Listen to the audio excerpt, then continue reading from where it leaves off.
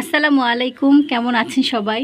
আশা করছি আল্লাহর রহমতে ভালো আছেন। আমরাও ভালো আছি আলহামদুলিল্লাহ। তো আজকে রান্না করব ইলিশ মাছ ভুনা।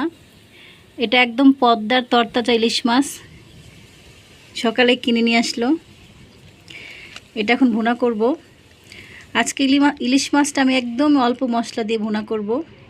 ইলিশ মাছ যেভাবে রান্না করা যায় সেভাবেই কিন্তু অনেক মজা লাগে।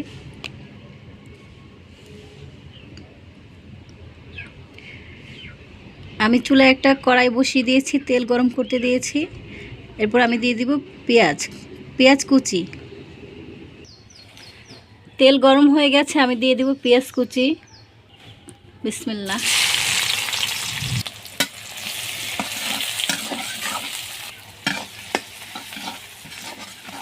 পেঁয়াজটা আমি একটু বাদামি কালার করে ভেজে নেব।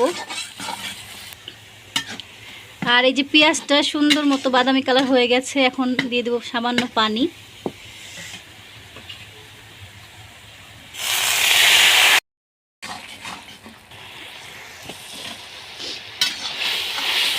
দিয়ে দিলাম পানি, এখন দিয়ে দেব লবণ আর হলুদ আর মরিচের গুঁড়া। লবণ, হলুদের গুঁড়া,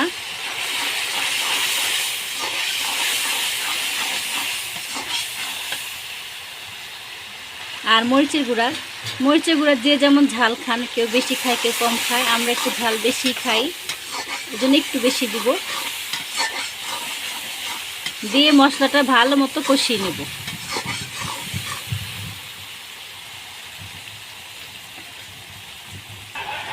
আমি আরেকটু সামান্য পানি দিয়ে দিয়েছি মশলাটা ভালো মতো কষানোর জন্য। আমি আজকে এখানে কোনো রকম ধনিয়ার গুঁড়া বা জিরার গুঁড়া ব্যবহার করব না, অল্প মশলা দিয়ে আমি মাছটা রান্না করব। ইলিশ মাছ যেভাবেই রান্না করা যায় খেতে কিন্তু অসাধারণ লাগে।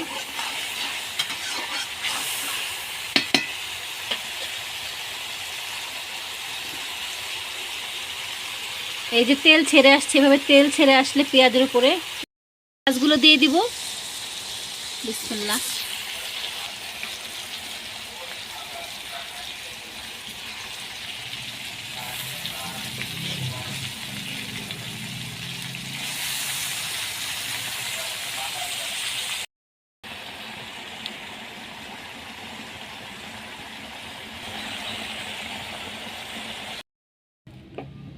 মাছে একটু পানি দিয়ে দিয়েছি, কষানোর পরে দিয়ে দেবো কয়েকটা কাঁচামরিচ।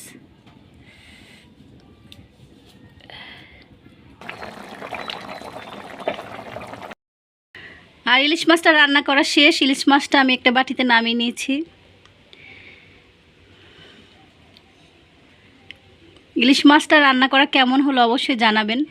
ভিডিওটি ভালো লাগলে লাইক, কমেন্ট অ্যান্ড শেয়ার করে দিবেন।